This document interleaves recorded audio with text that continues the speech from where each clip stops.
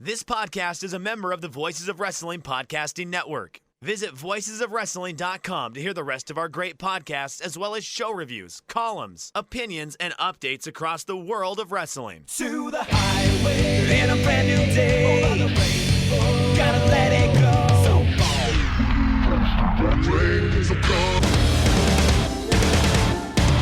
fast to finger down. Dance tonight together. Here everyone is singing.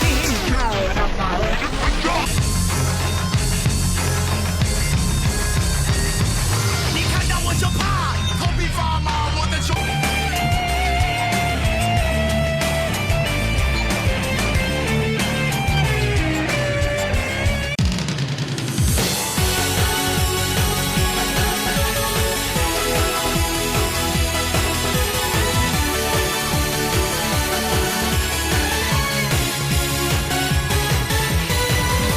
Welcome back to Open the Voice Gate, Rewind and Rewatch, episode 25, covering Way of the Ronin 2011 from the Miramar Theater in Milwaukee, Wisconsin on September 11th, 2011. We are members of the Voices of Wrestling Podcast Network. You can find us on their podcast feed, but you can find us on our own podcast feed as well on all the podcast platforms and applications. You can follow us on Twitter at Open Voice Gate. If you would like to support the show, you can click the link in the show notes, and I'll take you to the Red Circle page where you can give a reoccurring or one-time donation. Of course, there's no obligation whatsoever, but it would all be deeply appreciated, and thank you to our previous donations. I'm one of your hosts. It's your old pal, Iron Mike Spears, and I'm joined as always by Case Lowe. And Case, it seems like 2011 and Dragon Gate USA has been going on forever, but we are ending the penultimate triple shot weekend of the year in Milwaukee. You know, it's such a strange year of the promotion. I really thought 2011 was going to be just like, we are firing all cylinders, like maybe business is down, but high fives all around, the matches are so good. And it's just, I don't know, it's such a strange year where the first two United shows were really fun. I thought the finale of that weekend was one of their weaker shows. They go into a bizarre, unsatisfying, albeit not bad, but unsatisfying WrestleMania weekend. There's that Northeast triple shot that we didn't care for, and now all of a sudden I'm looking at the schedule, and we've done Indianapolis, Chicago, we're going to talk about Milwaukee, and then it's the end of the year, and it's, I don't know, it's very strange. I think the beginning 6 shows maybe felt like they took a long time to get through, but now that we're at the back half of the year, it's like, wow, okay, we've really got some momentum. And on top of that, you know, we've been watching one Dragon Gate USA show a week since March. We're recording this show a few days later than we typically would, because we typically double up on our weekly update and our Dragon Gate USA show. Well, there was a Cork and Hall show this week, so we recorded later, and I had a fantasy football draft the night that we typically record these shows. So it's been like a week and a half since I have watched a Dragon Gate USA show, which is the longest gap I've had in 6 months now. So I feel very disoriented about this entire process. Yeah, and because of all the changes, somehow we've managed to be recording this episode on the official 90-year anniversary of Way of the Ronin in 2011. That rules. Which is kind of nice, you know, some synchronicity there. But yeah, no, it's one of those things that, like, sitting down and watching the show after the break, because that's how I spend my Sunday and Monday nights, is going through the DG stuff before we record on Tuesdays. Finding time to watch this on Thursday, like starting during my lunch break and going like, all right, this is something. And then the kind of show it was really like brought me down. I was like, oh yeah, nope. We're right now into the DGUSA that almost all of us remember. And, you know, it led off on a really weird note. But, you know, we've spent the last few weeks talking about all the huge ramifications and repercussions in Japan, specifically because of the big June 8th, 2011 Korakuen, the official launch of Blood Warriors vs. Junction 3, BB Hulk's turn, Akira Tozawa's return into Dragon Gate. But we have some stuff that we want to talk about that was happening across the greater wrestling world to wrap up this weekend. In case it was one of those things that we compiled all this stuff like weeks ago, and then talking about this in the pre-show, remembering like all the stuff that's happening. And really 2011, out of like any year that we've really done this show and like where we are 6 months into this program, this seems like that this was like a real big formative moment in wrestling, and at least in North American wrestling, and a little bit in Japan, but mostly in North American wrestling, that like now that we have the 9 years of hindsight, it really like it, in a lot of ways, it felt like the pro wrestling that we knew in the 2010s started in 2011. Like 2010 existed and was there, but it was 2011 that really kicked things into a wrestling landscape that would not be dissimilar to what the wrestling landscape is now in 2020. At least from an in-ring perspective, I think 2011 is the best year of this past decade. You could argue 2015 is stronger. I think more companies are better.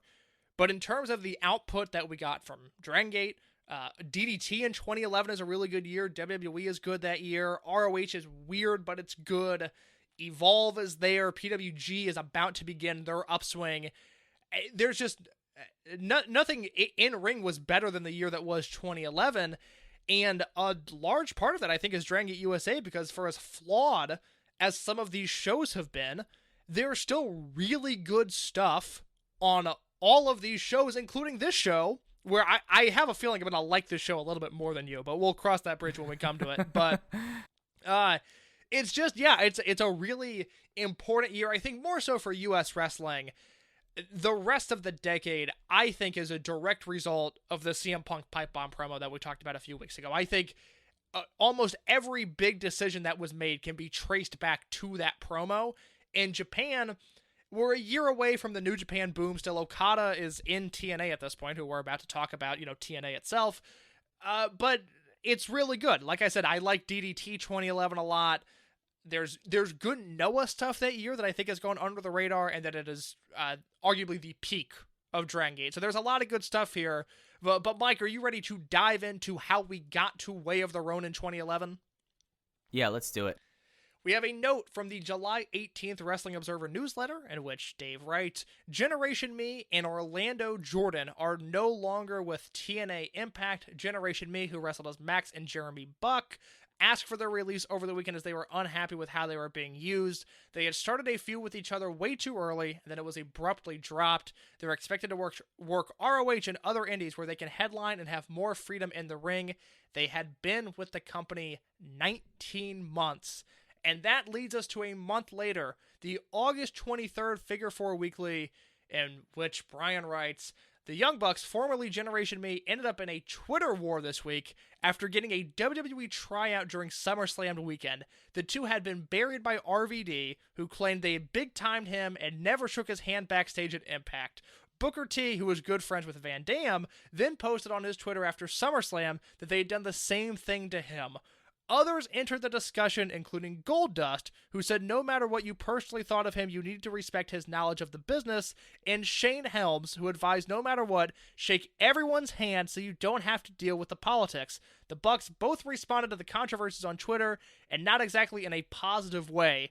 The word from WWE was that the company liked the two, having used them prior to their run in TNA as extras, but soured on them greatly as a result of the Twitter war. It was also said that Kevin Nash was going around and shaking hands with everyone in the locker room on Raw as a direct response to everything that happened. Mike, we've seen the Bullet Club invade Raw. We've seen an entire promotion form, arguably out of spite at times. It seems like that's how All Elite Wrestling operates. But it is here, the handshake drama of 2011, that really began the Young Bucks' career as we know it. Yeah, like this is one of those things that really feels like a different generation now, especially like this. But like, if you want to like think about like how the Bucks became the Bucks, this is them getting terribly used in TNA, them breaking each other up, and then not following up on the breakup whatsoever, and then just like having this, and then them making like a big deal about it. It's like there's like a solid 3 years where like the Young Bucks handshake thing was like the number one topic on most people's minds when they thought about the Young Bucks, and it's so dumb and stupid, especially nowadays where we don't shake hands at all, and it's just like, what were y'all like that? Like this is like we talked about like. I just talked about like how this is something very reminiscent of like what wrestling would be like in 2020, but I can't believe, other than like Twitter outrage, I can't believe anyone would ever consider anything about someone not shaking someone's hand nowadays. No, it seems very antiquated. I think the WWE locker room has just changed so much, and by proxy, the TNA locker room has changed so much that this is no longer a story, but certainly a really, really big deal at the time. Yeah, and that's like the insane thing, because it was like Booker T and like people like Kevin Nash afterwards that now pretty much will put over the Bucks no matter what, you know, and just kind of shows you like how drastic of a world 9 months takes, you know, like, or 9 years takes, like how different, because I could not imagine them caring about the Bucks like right afterwards. But now, I mean, the Bucks are the apple of a lot of people's eyes now, and Dave Meltzer would never write that about the Bucks nowadays. Well, you want to talk about the way the wrestling world has changed in 9 years. We briefly go to Japan. We'll be breaking down a lot of U.S. indies in just a minute, but we briefly go to Japan because on August 27th, 2011, in Budokan Hall, the first ever New Japan, All Japan, Noah All Together show took place. A lot of names on this card that certainly stand out. I mean, it is the only show I can think of that had Rene Dupree, Zack Sabre Jr., and Shuji Kondo on it at the same time. But it all is great men. All great men. All great men. All great wrestlers. I will mainly focus on the last 3 matches: the Jun Akiyama and Kensuke Sasaki versus Takaya Omori and Yoshihiro Takayama match, the Keiji Muto and Kenta Kobashi versus Takashi Iizuka and Toru Yano match, and the main event, Go Shiozaki, Hiroshi Tanahashi, and Suwama versus Kenzo, Shinsuke Nakamura, and Takashi Sagura. So if we remove Dragon Gate from the equation, as they did not participate in this show, that is a good reflection of Japanese wrestling 9 years ago. Yeah, and it's such like a vibrant one that it's just such a interesting thing, because like Tanahashi was a figure then, but now is in such a different place, you know, like at that time, like Kenzo Suzuki, even though like how he kind of pandered out, I just kind of like think it's just something that it's completely wild to think about that. And then also like you have like Takayama in the semi-main event, and it just reminds you of like how tragic of a figure he's been.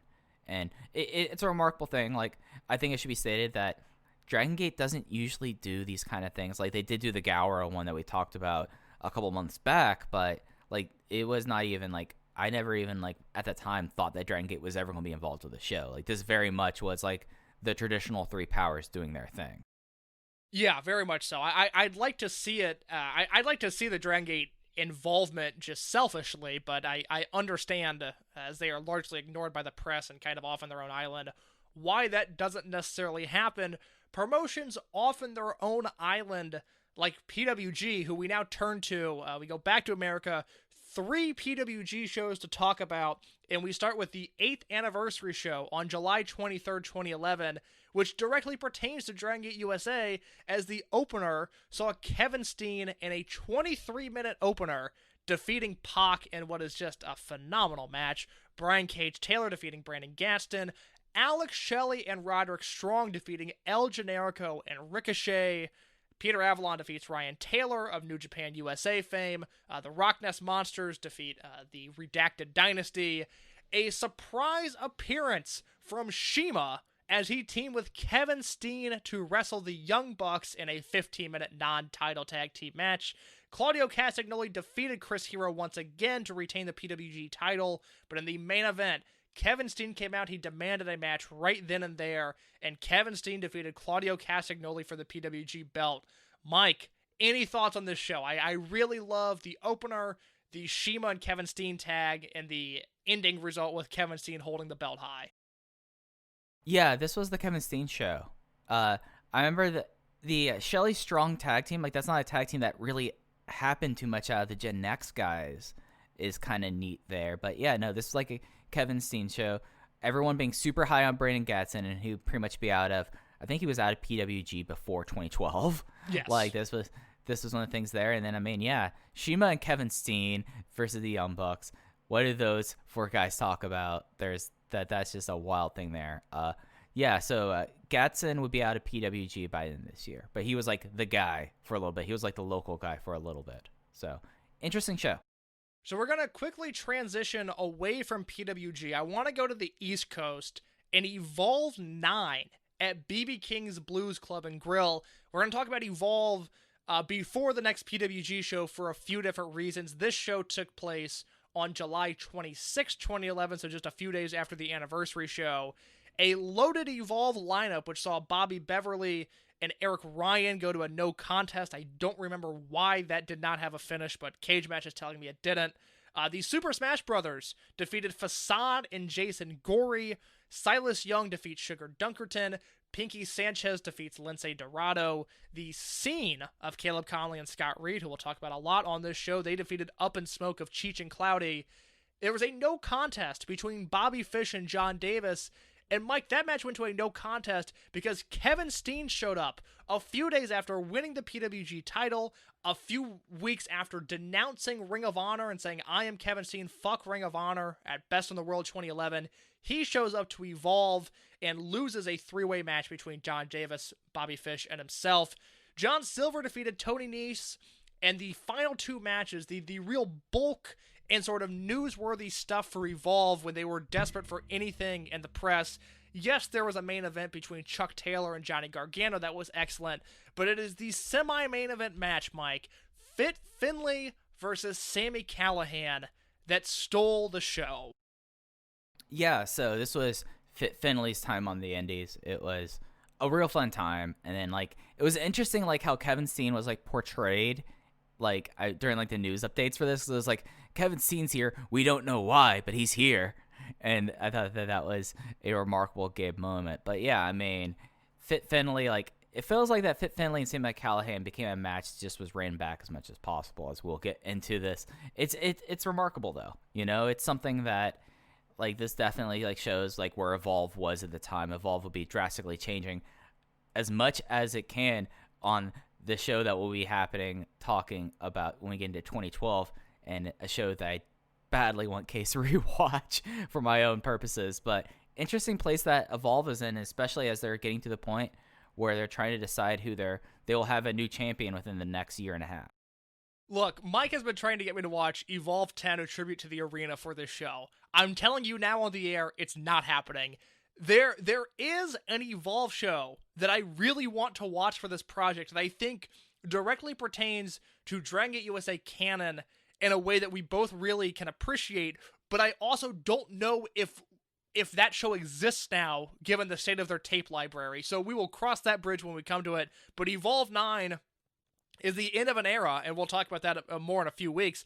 But if you have not seen Evolve 9, and if you can get your hands on it, I would highly recommend it. Yeah, it's a fun show. So with that in mind, the semi-main event show-stealing match from Evolve 9, we go back to PWG for the Battle of Los Angeles 2011 on August 20th, 2011. A one-night Battle of Los Angeles in which Willie Mack defeated Chris Hero, El Generico defeated Claudio Castagnoli, Eddie Edwards defeated Roderick Strong, and Kevin Steen defeated Fit Finlay in the opening round of Bola. El Generico would go on to defeat Willie Mack, and Kevin Steen would go on to defeat Eddie Edwards in the semis. We would get a quick tag title match, the Young Bucks defeating the Kings of Wrestling before the main event of the Battle of Los Angeles 2011, El Generico defeating Kevin Steen.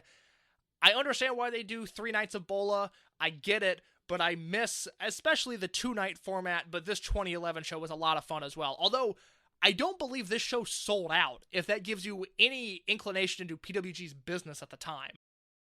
Yeah, this was a very abrupt thing, them going to one night, 8 people in this one tournament, and I don't believe it sold out. And yeah, Dave Finlay on the Indies was a very short stint, but it was fun. It was Dave Finlay going up against the Indies people. It's something that that would not happen nowadays. I don't think that Jerry Briscoe is going to start doing wrestling shots unless it's either for Tradition or Tokyo Carnival, where he teams with the Funks versus Tokyo Gurentai, which is something that I really want to happen. Yeah, now that you say that, I'm oh man, that's. I mean, I'm not saying it sounds good, but I'd watch it. I mean, my rule: if you're not going to be good, be interesting. And that would be taken that to heart, Mike. I have taken that to heart. We've got one more. Go ahead. But yeah, no, this is an interesting time. Because this, everyone talked about how PWG in the latter parts of the 2010s being the Indie All-Star Game. In a lot of ways, this tournament was the Indie All-Star Game of its day. I mean, you have Willie Mack, who was on the come up at that time. He kind of was the breakout person in this. Hero, Steen, Generico, Claudio, Eddie Edwards, Roderick Strong, and then you have the fun entrant of Dave Finlay. Like, if you want to like have like a pulse check of where the independent wrestling landscape was in 2011, this was your tournament. You're exactly right, and it doesn't really start reflecting in the business until I have a specific time period where I think PWG business takes off and never looks back, up through the mass signing exodus of maybe 2018. But we are not at that point yet. They are a super indie based on their cards, but not in terms of their attendance. And that was evident also in the final PWG show we'll talk about that happened this same weekend, September 10th, 2011, the Perils of Rock and Roll Decadence, which saw Brian Cage Taylor and Peter Avalon in the opener, Ryan Taylor versus Willie Mack, the Rock Nest Monsters against the Super Smash Brothers, so we're now getting SSB and PWG, Eddie Edwards versus TJ Perkins in a match that I would very much like to see in 2020, as well as El Generico versus Rocky Romero. I'd love to see that rematch as well. The Young Bucks defeated the Dynasty for the tag team titles, and the main event, Davey Richards falls in defeat to Kevin Steen for the PWG World title. Davey was supposed to headline the anniversary show against Claudio, but was hospitalized. Chris Hero filled in for him. Davey gets his title match here against Steen and loses in dramatic fashion. Not a super strong PWG show from this era, but it does give us a Kevin Steen-Davey Richards match.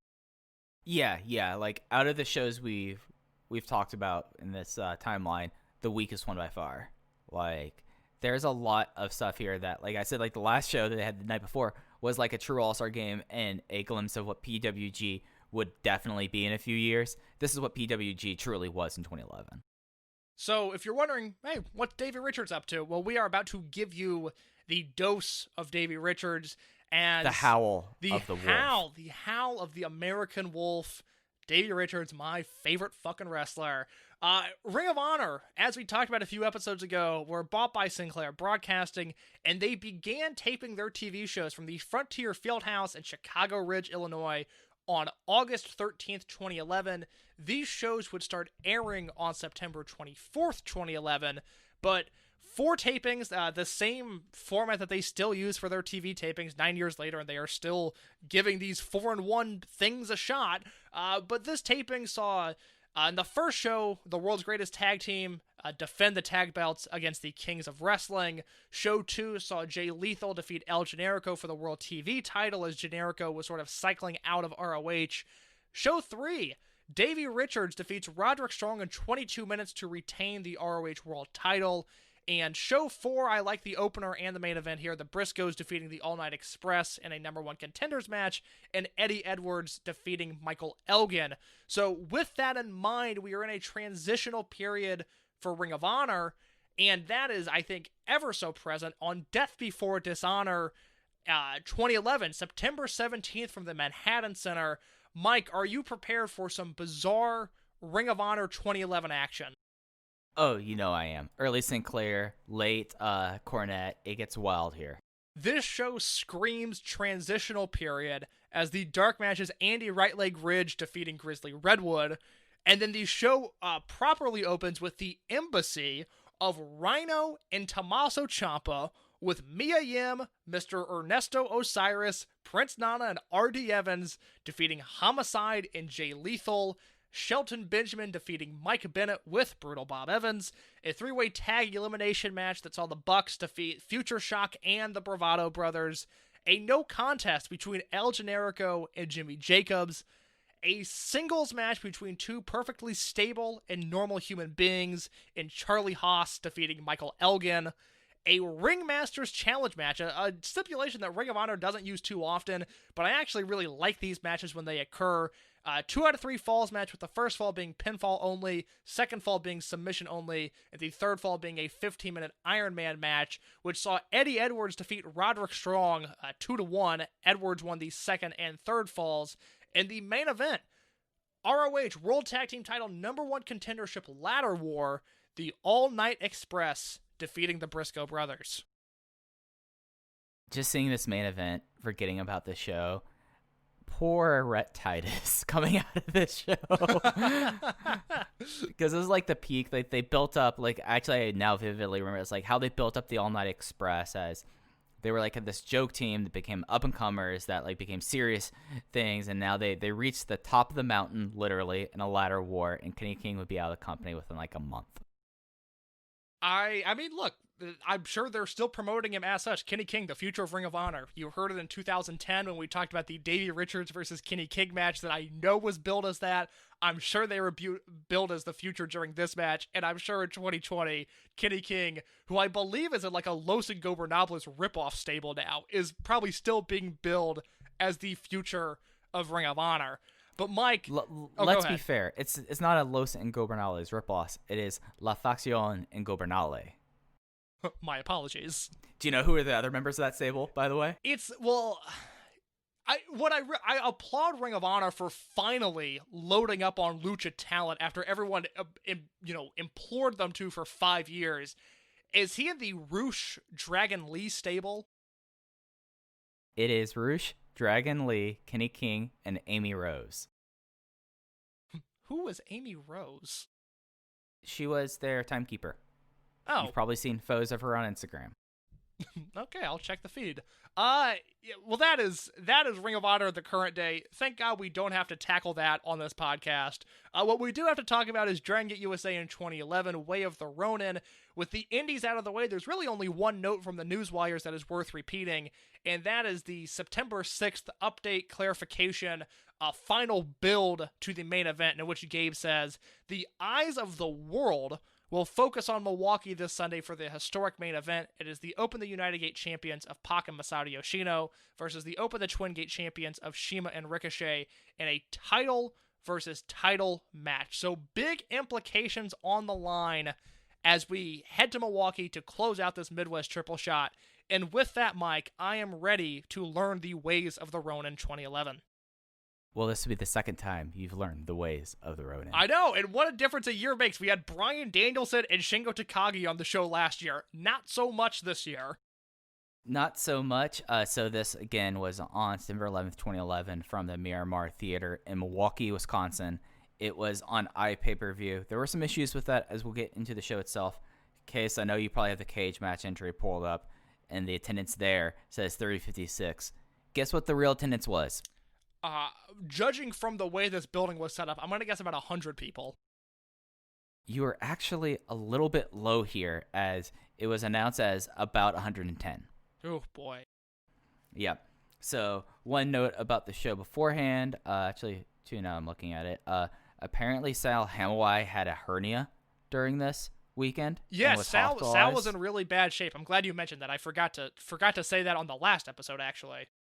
Yeah, he was hospitalized in Indianapolis and was not released until the 12th, so he was not able to return home at the time of Dave doing the review, which it was a post-date on September 21st, 2011, so like a full week and a half out, and then said that this was the second of the iPay-per-views. The Chicago one did the usual number, whatever that is. Nice Dave note there. While Milwaukee didn't do much, and that was expected because it was the second straight day, and they didn't even announce it as an iPay-per-view until 3 days beforehand, and they were going up against the first NFL Sunday of the year.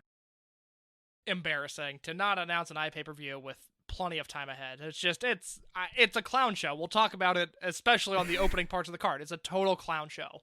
So the dark match on the show, Louis Linden defeating Brett Gaica, Cedric Alexander, CJ Esparza, Eric Ryan of AIW and now GCW fame, and someone called Stitch Cypher. Don't know who Stitch Cypher is. Apparently they now go by the name of Chad Skywalker and still wrestle to this day.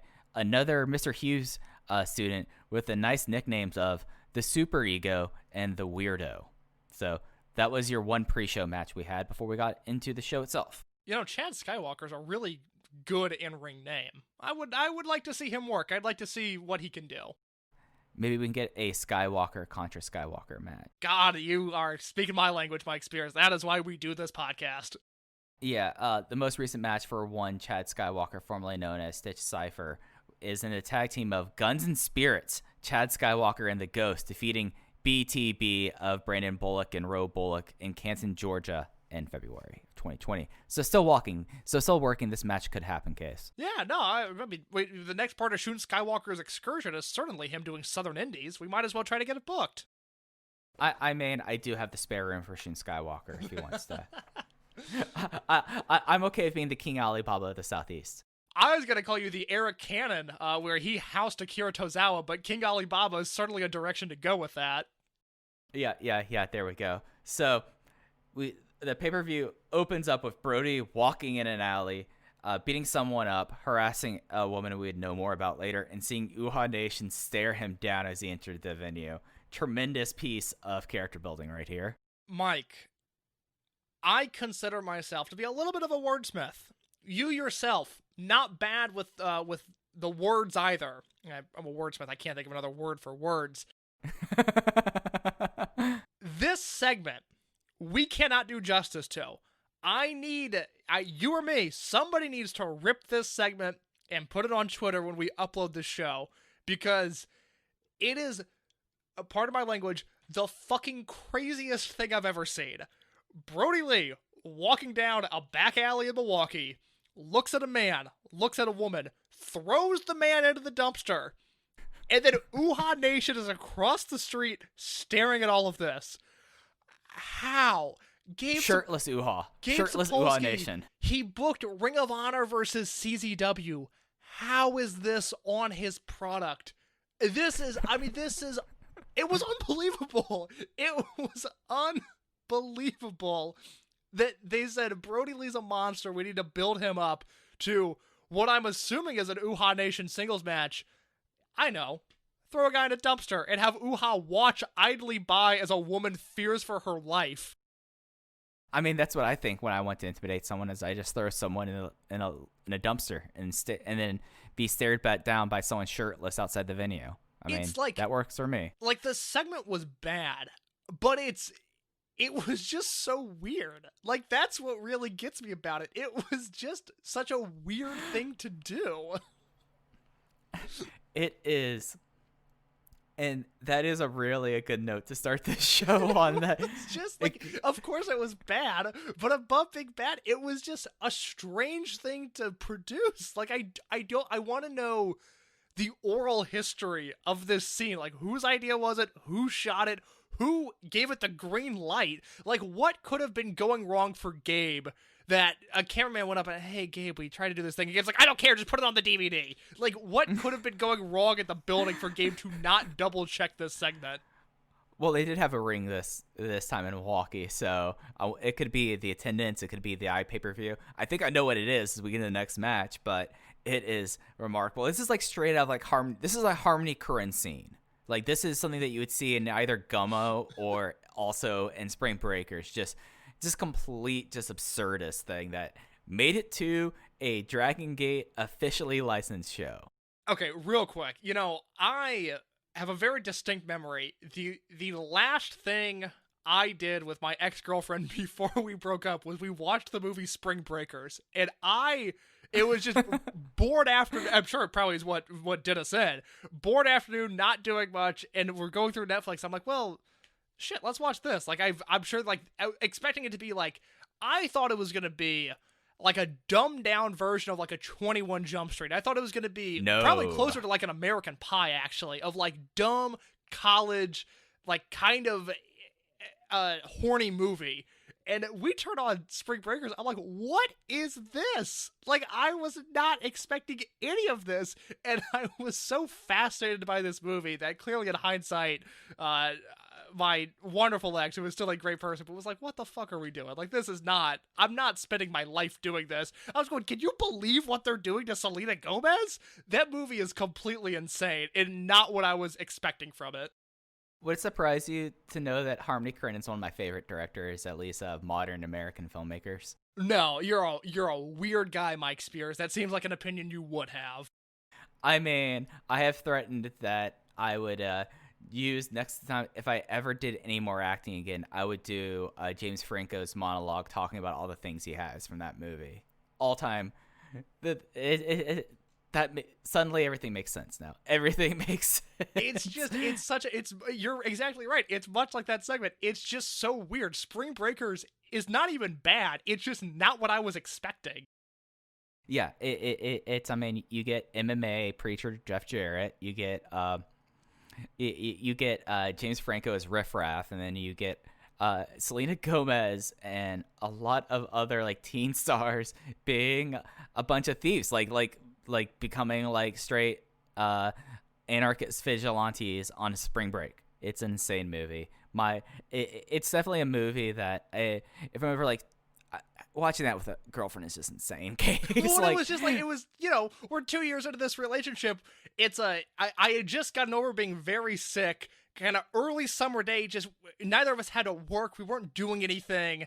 And I was, again, kind of expecting it to be like an American Pie, like maybe just like the juvenile sexual nature of this, like maybe, we'll create some spark, God forbid.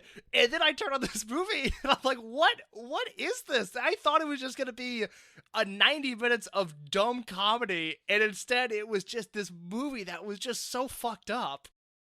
I mean, you're watching the wrong Franco brother. If it was a Dave Franco movie, we know we're going to give Dave Franco, right? Like, Dave you would Franco, get that. One of the most attractive men on earth. Well, you know who he's married to? Who is Dave Franco married to? Alison Brie. Oh, that's solid. That's a good-looking couple. Yeah, I believe they're still together. Yes, they are still together. Yeah, they are married. Of course, as I say, the AEW Championship Committee member, Alison Brie.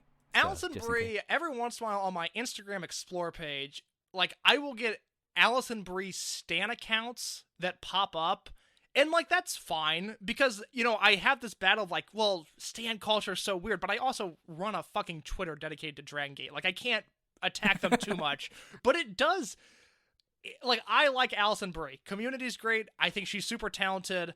There's a movie, I can't think of the name, it's her and Adam Scott. That movie's really good. But oh, right, yeah. What's the Sleeping with Other People? Really good if you haven't seen it. Because Adam Scott plays a creep in that movie. He plays like a precursor to the Me Too guys. It's unreal. But to run a stan account for Alison Brie, like Alison Brie will pose for, Women's Monthly or some magazine. It's like, oh, we stand queen. It's like, really? Alison Brie is like who you're like dedicating your life to? That's a weird decision. That's weird. I like her, but I don't care about her when she's not directly on my television. To dedicate your life to Alison Brie seems like a weird move unless you're Dave Franco. That's fair. Yeah, no, you're right on that. So, should we get into the show itself? Sure, let's talk about the scene. That'll be fun, Mike. I mean, before we talk about the scene, we come to the Miramar Theater where you can't see shit. There are pictures on my Twitter @_inyourcase. It's the worst lighting and the worst hard cam I've ever seen for a show.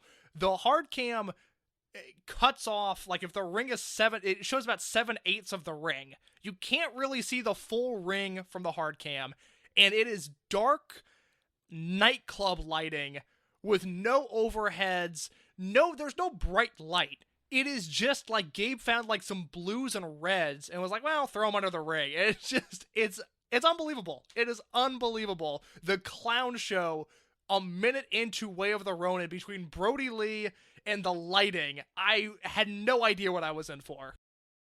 It's something where, like, I don't know the history of the Miramar Theater, but it looked like that the only, like, direct white light they had coming down was, like, the recessed lighting you have in a movie theater so people don't, like, trip over their seats as they're getting into the picture. Like, it's that bad of lighting, and then whatever random gels they still had on their overhead lights were going off there, and it made things incredibly hard to see. This was the scene versus the Ronin team of Chuck Taylor and Rich Swann. Ronin won when Chuck Taylor hit the awful waffle on Scott Reed in 14 minutes and 15 seconds. And taking, as hard as it is, taking the bad production out of this was a decent opener, I felt like. I liked it. I particularly liked the Scott Reed and Rich Swann chemistry, and I think that's something that in an alternate universe where Dragon Gate USA has a more weekly approach, or even if Scott Reed had just continued his career, I think there would have been some money in some Scott Reed versus Rich Swann action, because what they saw here, again, very early into Scott Reed's career and, still early into Swann's career at that, those two in particular looked really good. Caleb Conley, again, there will come a point in the show where I am all about Caleb Conley. We are not at that point yet. Conley's still very rough around the edges, and this was a match that I thought Chuck Taylor just appeared in. No, absolutely. I actually like the Taylor and Swan chemistry here. They don't tag too much, but the two of them really kind of worked well together. And then, you also had a lot of the scene kind of gelling and seeing what kind of tag team the scene will be. Post-match, Larry Dallas was by the entrance. We can't see Larry Dallas because the production's terrible. Like, that's the one thing that does not change on the show. They have, like, a really bad entrance that's juts up against, like, a projection screen and the fans. You can barely see anyone the entire show. Doubly so with no lights. We've talked about it on this show. We've talked about it for literally years now. If you put you, me, and Rich Craich in an empty building and said, put on a wrestling show, between Rich's knowledge of video production, your knowledge of video production and lighting, and my work ethic, the show is going to look better than any indie on the scene right now. And for Gabe to continuously book places that look like shit, have shows that run like shit, it's inexcusable, and it's upsetting because you're right. Larry Dallas is on camera. I can hear his voice, but I literally can't see Larry Dallas. It's one of those things that really did, and this is a moment that really talk more about when the series is over. If I was in Kobe, Japan, and you taped stuff for the show that's going to be used in Japan, especially that main event, I would have looked at this and said, like, what are we doing here? Is this worth it for us anymore? Because this is just this is worse production than some of, like, the random indies I watch on IWTV. It's insane. Or even just the idea of presentability compared to the Dragon Gate in LA show, the precursor to Dragon Gate USA. Yeah, that was in a high school gym, but at least the lights were on. At least you could see what was happening. Yeah, that's the thing. You can't see shit. For the first 3 matches, you really can't see anything, and it's insane. And then after that, we went to the back where Lenny Leonard and Rob Naylor were hyping up the upcoming Hulk versus Yamato no ropes match. I felt like they did a great job here. Poor Rob, at the end of a triple shot, his voice was going, which, because it's one of those things that is pretty remarkable about Lenny Leonard, is someone who's been doing this for so long and has like 3 production days and his voice is still going strong. Because poor Rob sounded like he was about to die on commentary on the show, which, for him, like, when he was doing commentary, this was probably like his first big triple shot. Yeah, so they confirmed the Yamato versus BB Hulk match that we'll talk about at the end of this show as for what's to come. And it's the first time they've cut to the announcer since probably the 4th show. This was the first time Naylor's been shown on camera, and they had not done this since the early days of Lenny and Chikara-san. Yeah, and I felt like this is a good idea, and Rob got over the idea that at this time, no ropes match were a big deal in Dragon Gate, and the fact that it's coming to the U.S. was a big deal. And then we have Silas Young coming out there, and we can't really see him, talking about Brody bullying. The woman we found out was his wife, Val Malone, and he calls out Brody Lee, and that leads to Brody Lee defeating Silas Young in 8 minutes 56 seconds with a sit-out powerbomb, and a decent little match. Like, they gave it like the local spice. This very much felt like something you would do at a local indie of, this guy harassed my wife, I'm from the area, I'm going to defend her honor. Like, that was like my big takeaway out of this. Yeah, Silas did kind of have he had a Borat moment there talking about his wife and how much he loved her. Maybe it's just a flaw with the way the indies are set up, where you're exactly right. Hometown guy gets a big reaction, and he's facing the monster heel. Now, this match is coming after an opener that went 15 minutes. This match goes 9 minutes, and it probably needed to go about 4.5. I don't understand why Brody can't just kill this guy, especially a non-established, non-national talent like at this time, Silas Young, who this is pre-Last Real Man. Silas Young is just the most generic indie wrestler possible at this point. I think his offense looks horrible. Silas Young kicked out of the truck stop, which I don't understand. I don't understand the Brody Lee thing, how he's not the guy in this promotion. Silas Young kicks out of a big boot, kicks out of a truck stop. He finally gets pinned by a powerbomb. All after, Brody Lee hits a tope in the first few minutes of this match that should have signaled the end of the match. It should have been wrapping up at that point, but instead it just keeps going and going and going, and I get that you don't want to bury the hometown guy, but maybe don't put him in this match. Maybe just let Brody kill somebody, because, again, in terms of raw talent, being American, and being able to talk, you're looking at Chuck Taylor, Johnny Gargano, and Brody Lee are the guys that can do that. And Brody is just undercard fodder in just the most boring possible way. And the booking of Brody Lee, I still think not doing Brody Lee versus Jon Moxley and Moxley's last weekend is indefensible. To see him recover from an injury and then to come back and still just do nothing, I really do not understand it. Because he, obviously with 9 years of hindsight, as we record, he's the TNT champion. I understand that it's easy to look back and go, well, Brody Lee's a star, you should have pushed him then. But even now, removing that context, 2011 Brody Lee was clearly one of the most talented guys on this roster. Yeah, and after like the guys that they would bring in and would become Dragon Gate proper guys, he's the biggest star, and he did do Dragon Gate. He didn't stick around for too long in Dragon Gate Japan, but you see how they've used him, and they see like how they use people like Akira Tozawa, and you're just wondering like, is this Gabe's booking, or is this how like being influenced by what they want to happen in Japan at the same time? Because it's frustrating because he is already a complete package. Maybe it is that he knew that he was already going to be on the way out soon, but it's just insane. And he's getting pushed in Japan, that's the thing. The Dragon Gate office clearly liked this guy. He pinned Mochizuki, he's about to pin Shingo, they clearly like him, and it seems like Gabe is the one that's holding him back. Right, yeah, no, absolutely. And then after this match, Brody grabs a microphone and just basically wants anyone, Jon Davis comes out to challenge. And they booked this finish that was the truck stop. It was after Tozawa ran out and did an interference thing. It's the picture, once again on my Twitter, you'll see the picture of the hard cam, and then you'll see a picture of what I call a distraction angle, where it looks like, when I posted on Twitter, I was like, this looks like a black screen. Like Akira Tozawa is there. Lenny Leonard makes note that is Akira Tozawa. You cannot see this man on the entryway.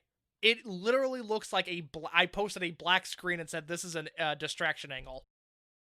It's incredibly frustrating. But so the reason why I bring that up there is that Jon Davis comes out to answer the challenge, and then Tozawa, you can't see him come out of the way. And if you weren't knowing that this match was going to happen, he comes and attacks Jon Davis, and that sets up the next match. Like, it's just, this is a real befuddling show. Like, at this point, the show, I'm like, why are we even doing here? We've already had Brody Lee menace people with Uhaa Nation standing by. You can't see anything. We had a My Wife thing. We've had the most popular Japanese star in this company just act as an interference person and run down someone. And now we have Akira Tozawa versus Jon Davis, which was a lot of fun. Akira Tozawa got the win in 7 minutes and 30 seconds. That's the other thing, Case. We had all that, and then you have Akira Tozawa, your most popular Japanese star, I think by acclamation, only having 7 minutes of a match in this show. Mike, 7.5 minutes. It's exactly what I was going to say. The opener gets 15, and look, you're trying to make something out of the scene, so I'll let that go. But for Jon Davis versus Akira Tozawa, which is your match, Jon Davis, red hot. Oh, yeah. Akira Tozawa, crazy over in this match. Akira Tozawa is, with anyone on the show, American or Japanese talent, Akira Tozawa is the most over guy on this show. Against Jon Davis, this is a big match. I think I don't like the placement of this match. I wanted this match to be later on the show. This match gets 7 minutes, and Silas versus Brody gets almost 9. It's completely ridiculous because this was a short match, but it was a really good match. I'm going to pose in a couple matches where their time got cut, and I think if you look at the run sheet, you can see what match I think did that. But yeah, it's insane. This was like an 8-minute sprint. Tozawa won with a deadlift, not the straight jacket, but the deadlift German. I love this match. I'm fully aboard Jon Davis now. I recant everything negative I said about Jon Davis in my past. I was living a young and uninformed history. This match, for what it was, owned. I went 3 3/4 on it. If this match got another 4 minutes, this would be like a 4-star notebook match. It owned. Wow. Okay, so you're even higher on this than I am, because I'm all about Jon Davis, baby. Well, hey, Mike. Welcome to the right side of history, okay? All right, I'm not going to gatekeep progression, okay? Whenever you want to cross that border and come onto my side, you are more than welcome to, okay? And I will absolve you of whatever mistakes you've made in the past if you prove that you want to fight the good fight. And fighting the Jon Davis fight, my friend, is the good fight. Because that's what I was going to say about this match. Look, Tozawa's Tozawa. But Jon Davis, holds his own and more against this man. Jon Davis has offense that I don't want to say it looks calculated, because that implies fake or contrived. Not it. Jon Davis just has great looking offense that fits his look, that fits his character, and it works perfectly. Yeah, no, like Jon Davis at this point is just like so good, and like with Akira Tozawa, it just was. This is a match that I hope they run back and give more time. I'm completely blank on if they do, but it was just so much fun. Like, Jon Davis was like a fully realized things. He established dominance in everything he did, Case. It's weird because the Jon Davis push, we know it's coming. It seems like I don't know. I'm surprised that he's not more over on these shows. But Mike, the good news is, a year from now, we do get another Jon Davis versus Akira Tozawa singles match. A drastically different Jon Davis at that point. Because that is the weekend, and we'll talk about it when we hit it, obviously. The Northeast Triple Shot of 2012. That is the, oh my god, Gabe really loves Jon Davis weekend. So we will have to compare and contrast. But I am glad that right now, you and I are both on the Jon Davis train, and this match with Akira Tozawa was just another reason to hop aboard. Absolutely. Then we went backstage and we had promos hyping up the title for title main event. Spike Mohicans were first up. Ricochet cuts a good, for him, with that caveat, promo talking about what this match means to him and him finally proving that he is the best high flyer in the world. Then we have Junction 3 with another better PAC promo. Like for two guys who were not good promo guys at this time, I feel like this was I thought that this was strong work from both of them. And my one big takeaway, PAC had like a really funny cadence there. Like his cadence was not what you would expect in this promo. And I felt like this was a pretty effective way of doing the last big sell before the main event. Wholeheartedly co-sign your Junction 3 take there. Really good promo for his standards. Whenever I see Ricochet and Shima together in America and Ricochet is cutting the promo, I was like, this is dumb. Just let Shima talk. Like, Ricochet, you're really good at what you do. This is not what you do. Let Shima speak broken English and cuss and just be more charismatic than you. Yeah. And you had Shima just sitting there, just like snarling the entire time in his face paint. He looks like $1 million. That's the thing. He's got the face paint on already. He looks like the coolest dude on earth, and he's just sitting there. And it's a mistake. It's letting Ricochet talk, not a cardinal sin, but it certainly doesn't help the promotion. No. That's fair. I agree. I fully agree with you on that. I mean, he was a charming face promo, and just as much as he hated Long Island, New York, I want to see him say, I hate Milwaukee too. You know, there's a lot of good stuff there with that. And then we had a tag match. This was the D.U.F. tag team of Eric Cannon and Sammy Callahan, defeating the united team of AR Fox and Yamato in 17 minutes and 43 seconds. Sammy Callahan locked on the stretch muffler on AR Fox, and they took an intermission here and they fixed the lights, and things were finally watchable in this match. So, Mike, I think this is where, if we're going to have really divergent takes, I think it's going to be on this match. Star rating wise, where do you stand on the DUF versus Yamato and AR Fox? 3.5 stars. Okay, all right. I went 4. I loved this match. Okay. I expected you to be, if we were going to disagree, that's not too big of a disagreement. I thought you might be 3 stars or, God forbid, lower.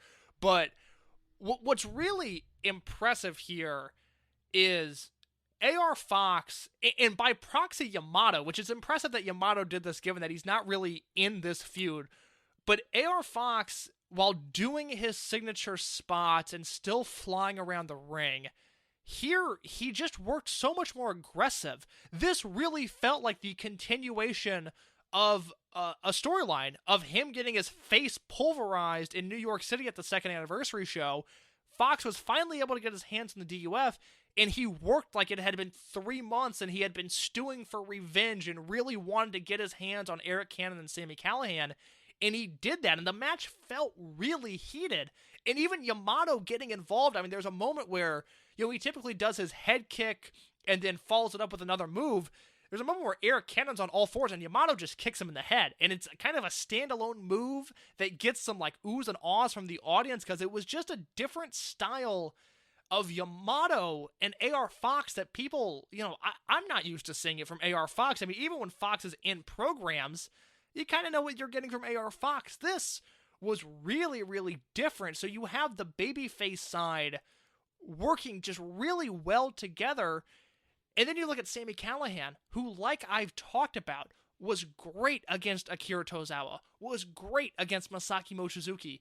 Sami Callahan versus Yamato is a singles match we never get, but a singles match I want to see coming out of this matchup, because I thought those two had excellent chemistry. Oh, no, absolutely. That was the thing that I think carried the match for me, was Yamato and Sami Callahan. I thought that they had real remarkable chemistry case. And the thing that got me about this match was this one felt like a very traditional tag match. This wasn't a sprint. This was more Southern style, beat down one babyface, and then you have Yamato coming in for the hot tag and trying to fight for his friend's honor. And I felt that was incredibly well done here. And then there was this one spot of AR Fox doing an ace crusher, his over-the-top ace crusher to the outside. But he does it in the little area in between the ring and the stage on, I think he did that on Eric Cannon, and it just looked gross as hell. It just looked brutal. And my one big takeaway is I know I'm going to get very tired of D period, U period, F period very quickly case. But right now at this moment, this was a really fun, effective match. Seeing how Yamato is kind of a non-entity at this point, having Yamato here doing this and being a strong tag team worker and having this chemistry was really remarkable here. And it just for as bad of a production and just disaster DGUSA was at this time, this was as soon as the lights got turned on, this show, the ring work backed it up. I know it can't last forever. I know the DUF is going to fall off a cliff. But man, right now, from their formation, Mania Weekend, the Northeast Triple Shot, they were arguably the high point of from a consistency basis, and they've been really good.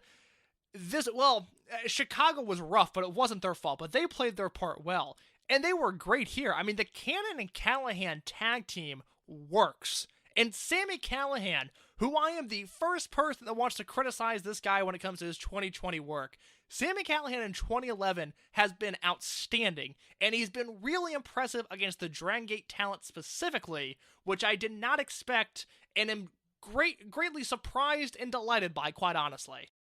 Yeah, it's kind of a surprise here, and it's something given who Sami Callahan is, who he is in 2020, and how contemptible of a person he is, he worked really well with these guys, and that's kind of remarkable, and it's something that I did not remember at all.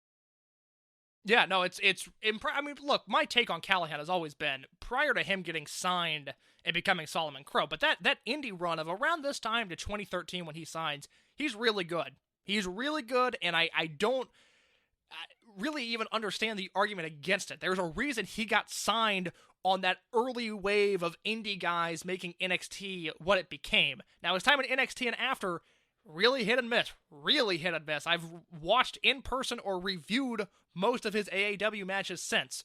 It's not all for me, but when Callahan delivers, and he still can, but especially in 2011 now that we're seeing, when Callahan delivers, he is a top-tier American independent professional wrestler.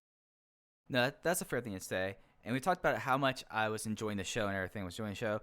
DUF beat down AR Fox and Yamato a little bit, and then that was pretty much bringing out Sabu and Pinky Sanchez. Then we had Sabu versus Pinky Sanchez. Sabu won in 7 minutes and 46 seconds with an Arabian facebuster through the table, and this is where I think Akira Tazawa and Jon Davis' time got cut, sadly, and this match sucked. Mike, look, let me be very clear. This match was not good. I didn't like this match. I don't want this match anywhere near the promotion. But when you think about Sabu versus Pinky Sanchez and just the weight that holds, how polarizing that match is on paper, I need to let you know that it's not even the worst on paper Sabu match of 2011. I bet. I skipped over it during the opening portion of the show because the show as a whole doesn't really pertain to Dragon Gate USA. But Mike, June 26, 2011, AIW Absolution, no disqualification, falls count anywhere match. Sabu defeats Facade in 11 minutes and 46 seconds. Can you? I want to die. Can you imagine that? Yes, I can, and that makes me want to die. To be clear, that makes me want to die. And I'm sure, and like I've said, I'm sure Fasad's a nice dude. Never heard anybody say a bad thing about him. I do not want to watch him wrestle, though. And that category certainly applies to Sabu. I don't think he's that nice of a guy, and I really don't want to watch him wrestle. I was conducting some research this week of when was the last good Sabu match, because we haven't hit it with this promotion yet. He's 0 for 2.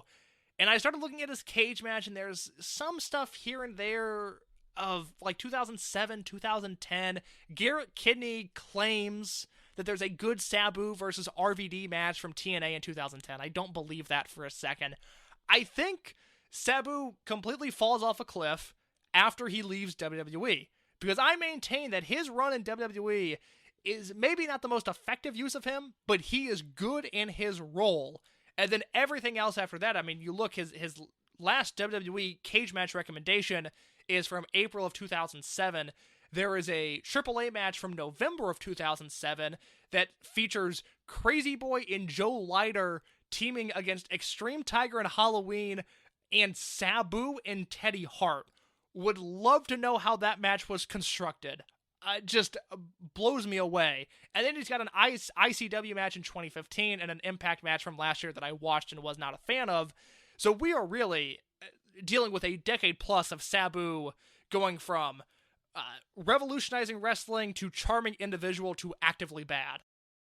Yeah, no. And I have a story that I know I've teased a little bit about Mania Week in 2012, about what I did instead of watching a Sabu match. So we'll get into it when we get into that as well. So I will say, just to put it on record, star and 3/4. Star and 3/4 as well. That's what I'm talking about, Mike Spears. All right, so post-match, DUF continuing attacked. Fox makes a save. DUF lay out both. AR Fox gets taped into the ropes. Sammy grabs a microphone and talks about crushing him with his bare hands since he was he wasn't able to crush him with a keg and a placard. And then Geeks came out to beat them up. It took 10-on-3, and the crowd chanted 10-on-3. This thing took about 10 minutes. This was a misfire with the DUF. This segment sucked. AR Fox was attacked. Yamato wasn't there to save him. Jon Davis wasn't there to save him. It was just Geeks from the locker room. I don't understand it. I didn't like this. It took too long. A real misfire here. Oh, it just was incredibly long. And then the Geeks, it just looked terrible and it took forever. And it just was not a good time. No, nor was the match that followed, quite honestly. Yeah, we have a 4-way freestyle with Assad, Flip Kendrick, Sugar Dunkington, and Uha Nation. Uha Nation got the win in the freestyle with a triple powerbomb that was kind of botched on Sugar Dunkington in 8 minutes and 39 seconds. It kind of sucked. This match was a mess. I mean, this was bad, and it comes after Uha stealing the show in Indianapolis, after a far too complicated and less effective version of that against Brody Lee in Chicago, but still, Uha got over to some extent. And then you have this match, which, look, you got Flip Kendrick and Uha Nation in there. I think that should have just been the singles match, because this match starts with Facade and Sugar D doing grappling, and I was like, that is a bold choice, my friend. I would not... It was a bad time. Would not have done that. Uha and Flip Kendrick, that should have been the match. Uha should have thrown this guy 911 Spike Dudley style and just thrown him into the crowd, quite honestly. If we're going to do, full-on ECW tribute spots, Uha should have launched this person into the first 3 rows, and then he should have, beat him by countout or whatever, because the triple powerbomb was messed up. Everyone's chemistry was off. This was not a good scramble. 2 stars for me. 2.25, just because I thought Uha, even though everyone else in this match was terrible, I thought Uha looked like a star, and the crowd received him as a star, and I probably would have been a little bit higher if the finish didn't have Sugar Dunkington visibly not going up for 1 powerbomb. So it is a rough match, and it's just one of those things that it should have been a 3-on-1 match or a gauntlet where Uha just powerbombed through people around and that was it. Instead, we had to sit through Facade and Sugar Dunkington. It was not a good time. No, not fun at all. Yeah, it was not a good time at all. Then we had an Ultimate Gate video. So, I mean, they're about the same time as last show. And then we had Johnny Gargano versus Naruki Doi, and what I thought was one of the two best matches of the night. Gargano won with a Gargano escape in 17 minutes and 20 seconds. I felt like that this was like the major Johnny Gargano is now the guy match. Like more so than anything that happened in the Blood Warriors feud, more so than him tapping out Shima and Austin Aries in the same night. This was Johnny Gargano becoming the guy. I still look at the Shima and Aries submissions as a bit of a bigger moment, but it was nice to see, especially after he lost to Tozawa the night before, Gargano getting a big singles win against an established talent that, as I quickly kind of rifle through my mental notes here, I believe Doi has been on every set of shows with the exception of maybe the Northeast double shot at the end of 2010.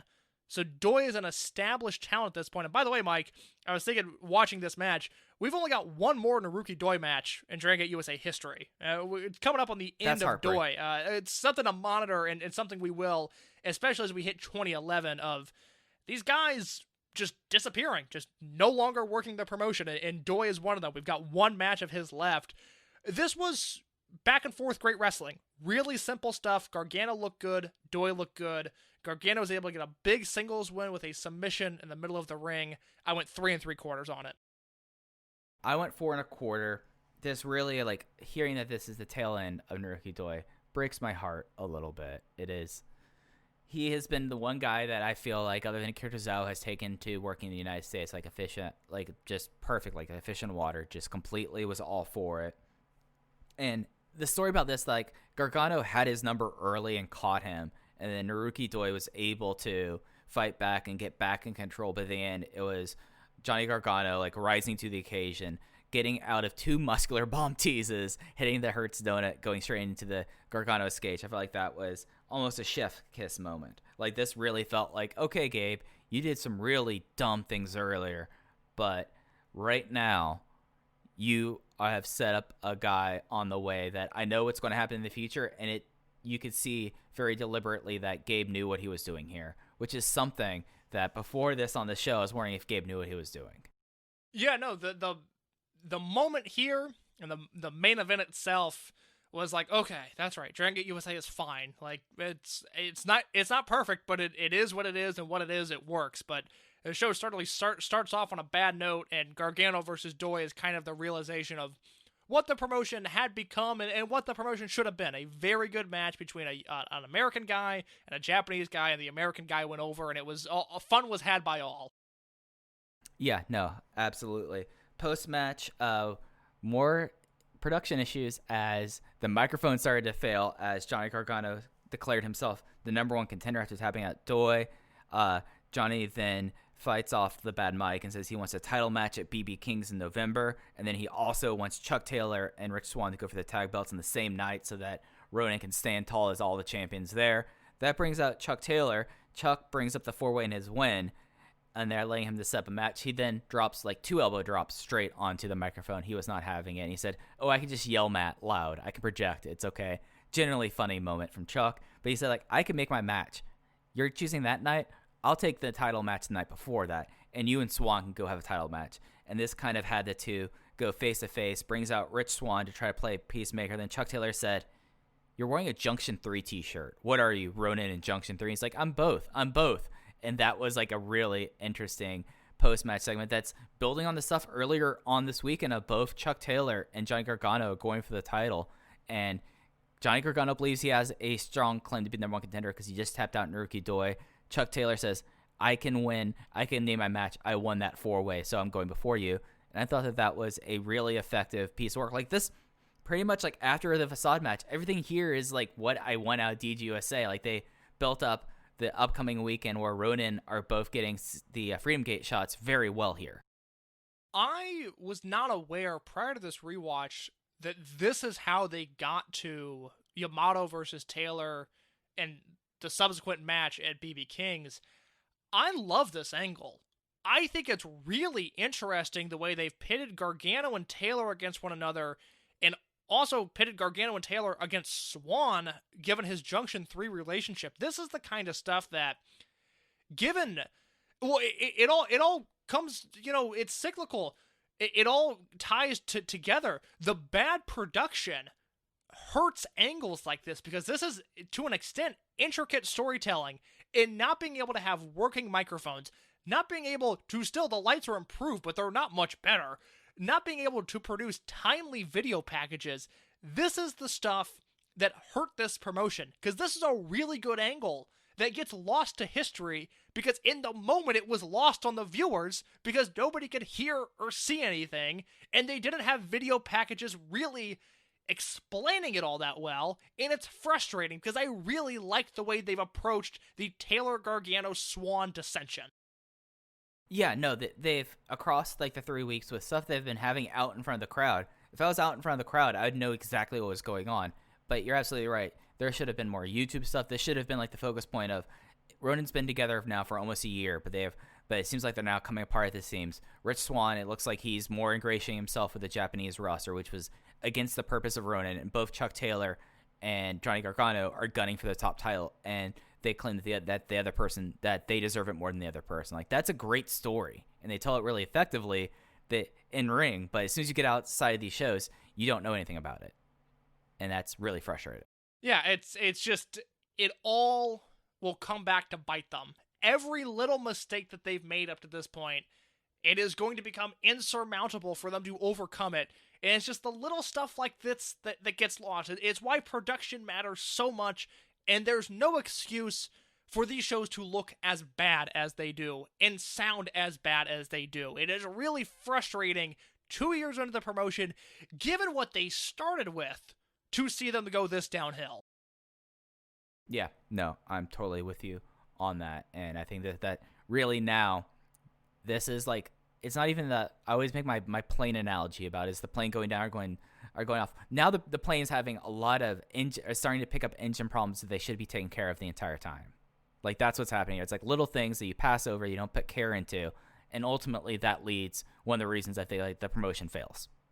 Like, these things, these little things that could have very easily, I mean, Twitter was a thing, YouTube was a thing. We talked about the YouTube Creative Commons video. Why are you putting that up and not the stuff here on your shows building up this feud?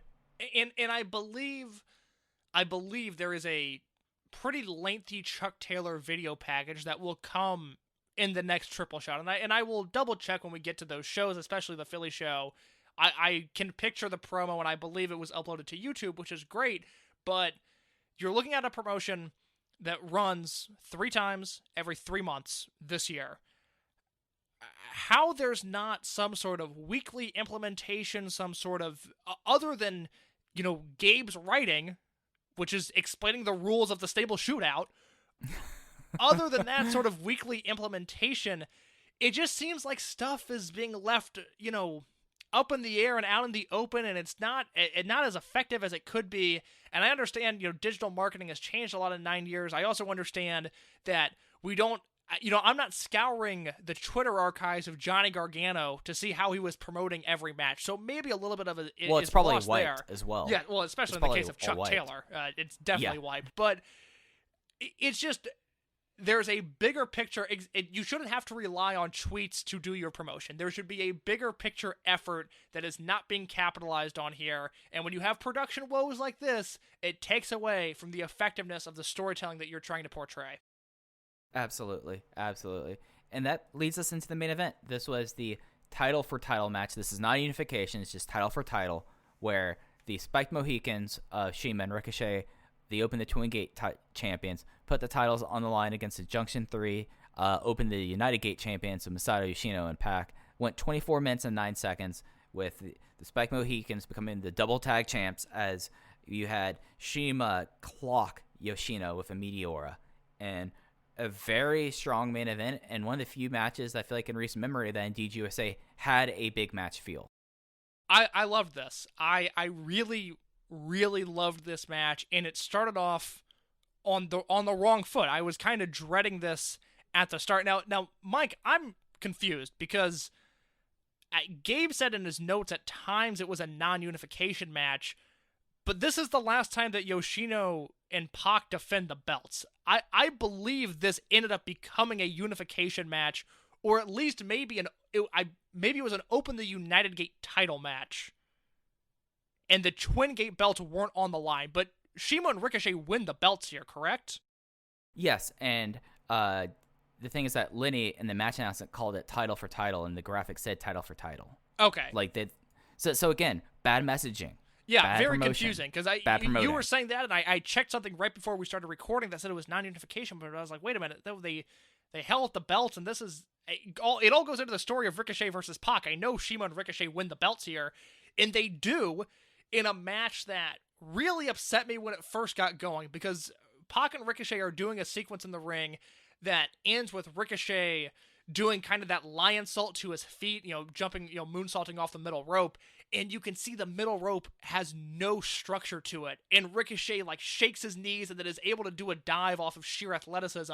But I'm watching this and I'm thinking oh my god, if it's not the ceiling, it's the ring. They're going to be totally handicapped by forces beyond their control, and it's going to really, really suck. But they figured it out. They figured it out in a way that blew my mind, to a point that this is one of my favorite matches in the promotion's history, because you have a few things going here. You've got PAC and Ricochet, their weekend-long feud. It's all terrific. They look great. You've got Yoshino and Shima, who I just liked their chemistry together. They just worked with one another well. What stood out to me here, Ricochet is not only hanging with Yoshino, Ricochet is wrestling like he's in Yoshino's league. Ricochet is carrying himself like he is on the same level as Masato Yoshino, and I just really, really liked seeing that confidence from him, especially given an hour earlier when he cuts a really shaky promo. Just to see him put it all together in the ring is still so exciting. And then you have these authentic Dragon Gate spots. I mean, Mike, what did you think about the ref bump and the Brody Lee run-in, and then the subsequent Blood Warriors and Junction 3 train spots? Oh, I loved it.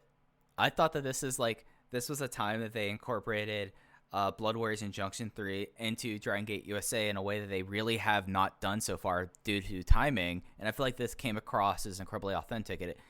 This felt like a show, and I think they could take this match and put it on Episode of Infinity, and it would not look out of place whatsoever. Completely agree. Brody Lee comes in, he hits a big boot on Yoshino, and then Yoshino gets hit with the Schwein, and Yoshino kicks out. And had that been the finish, that would have been a horrible finish. It would have left the show on a sour note. Yoshino kicks out, he keeps going. The ending sequence between Shima and Yoshino, astounding out of stuff. This world. I mean, Shima takes a lightning spiral, which I don't remember him taking that move often. I mean, Shima's always had a bad neck, and that is a move where you were dropped directly on your neck. Shima takes a lightning spiral. PAC hits the British Airways on Shima at one point. Ricochet breaks up the pin. And then the finish of this match, and I have it in my notes in all caps: middle rope Schwein, and Yoshino kicks out, and then a dash and another line, and it says Meteor crushes him, fuck you, Spike Mohicans win. It is such an emphatic finish. I was so on board with this match by the end of it, off of the raw talent of these four men to overcome a bad ring with bad lighting, with bad production. Mike, I still went 4 3/4 with this match. I was so in love with this by the end of the bout. It's something where this felt the big match. This would fit in on a Big 5 show, absolutely, without any change of pace whatsoever. They did it well. That closing stretch where it wasn't just the second rope Schwein. Masato Yoshino was teasing a top rope lightning spiral onto Shima's neck, which was one of those holy shit moments. And then a great all-time Meteora.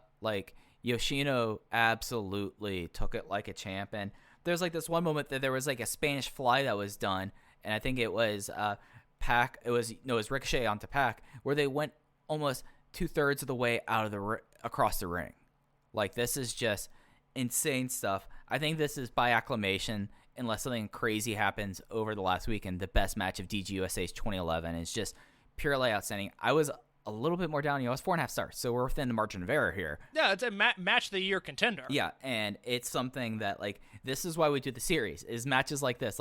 This should be a Dragon Gate canon match. That's the frustrating thing about this promotion is you had Ricochet, who's almost a year to the day of being in the Dragon system. You have PAC, who came up through the system.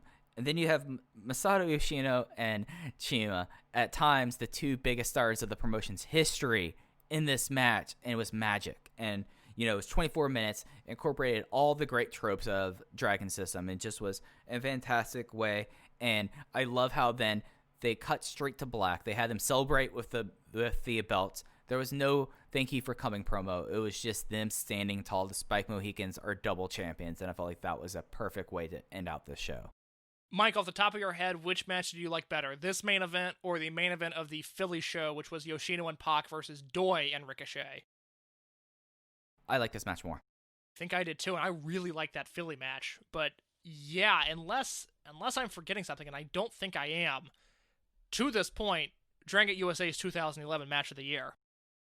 Yeah, no, I'm right now looking through this notes, and it tells you how long of a year that DGUSA has had, that I'm now going back to their first ever show at BB King's. But yeah, like it's that, and then the CK1 versus Yoshino and PAC match from the night before that in New York City. Those are probably my 3 top matches of the year. That New York show, I'm not going to call it underrated because we watched it and rated the show, but that is like a sneaky good show that just gets lost due to time and lack of importance. But the United Gate tournament matches on that show rule. I loved Callahan versus Tozawa. The Moxley versus Jigsaw squash is fun. That New York show was really, really good, and one that has stuck with me as this series has gone on. Yeah, and it also makes you remember when Homicide was briefly a member of World 1. That's right. When Julius Smokes just runs out of the back and attacks Jon Moxley. Maybe that show wasn't as good as I remember, because that angle happened.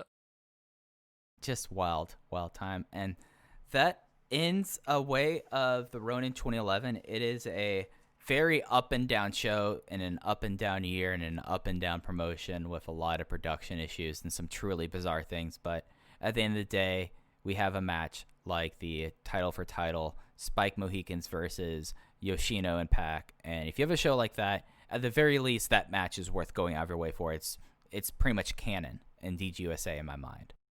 Well, Mike, with that in mind, I'll preview what we'll be talking about next week. Dragon USA Revolt from Revere, Massachusetts, the Wonderland Ballroom on November 11th, 2011, the final triple shot of the year. I have not seen this show before. I have very fond memories of the Philly show that comes after and the BB King show that concludes the year. I have not seen this show before. A show that will feature The Scene versus Eric Cannon and Pinky Sanchez of the DUF, Jon Davis versus Sammy Callahan, a rare Masato Yoshino versus Akira Tozawa singles match, Chuck Taylor and Johnny Gargano versus Brody Lee and Shima. That should be a lot of fun. Maybe not so much fun. BJ Whitmer versus Vinny Marseglia. Don't know why that needs to be included. Are you talking about the Horror King Vincent? Is it? Is that? I am. Vinny Marseglia is. Yeah, he's the Ring of. Oh my God. Yeah, that's right. He is the Horror King Vincent. I completely forgot. Oh boy. All right. That match somehow it sounds worse now. After that atrocity, we do get a 6-way elimination fray match. AR Fox, PAC, Ricochet, Rich Swann, Uhaa Nation, and Sabu. Now, I've heard this match is very good. I look forward to watching it. It might be the last good Sabu match there is. And then main event, as established, non-title, no DQ, no ropes match, BB Hulk versus Yamato. I mean, BB Hulk's a different boy now. We'll be talking all about, heel BB Hulk is a thing. The last time we saw him in this promotion, he was still dancing. He still had the silver and gold World 1 gear. He's a very different man than the man we saw in January. Yeah. This is going to be an interesting show to watch. Like, this is a show that I do remember that six-way fray. I do remember that match very distinctly. And yeah, it'll be an interesting way as we start the last weekend of DGUSA's 2011, their last triple shot. And then, to be quite honest, things really accelerate towards the end of the promotion. I'm now looking at the rest of this. Like, we're getting into like the last 20 shows. It is something that this promotion speeds up exponentially over the next 2 years. But Case, that does it for this episode of Rewind and Rewatch. This was the I don't know what anniversary the 25th is, but this was our 25th episode, and we've been getting responses that people have enjoyed the series, so thank y'all. If we don't do this, I still firmly believe that no one else will go back and have a record of this. We'll see how I feel about after we wrap this up and I look back at about the 70 hours worth of audio we've done in this case. I'll have some other thoughts then, but for now, it's been a blast, and we got to see one of the most truly bizarre things I think Gabe Sapolsky ever did on this showcase. Yeah, I love this series. I'm having so much fun with it. I'm sure once we finish this, there will be another rewatch series that we do. Probably not including Evolve 10. That's off limits, but I am looking forward to this. It has been so much fun so far. And like I said, I haven't seen this Revere show, but I love the Philly show and I love the BB King show. So I'm pumped to end 2011 on hopefully a high note. And that is all I've got. That is Way of the Ronin 2011, and that is what's to come. Absolutely. And you could follow the show at Open VoiceGate. You can follow Case at _ in your case. You can follow me at Fujiheya. But until next time, when we're going to be in Revere, Massachusetts, that's it for Open the Voice Gate. Take care, everyone.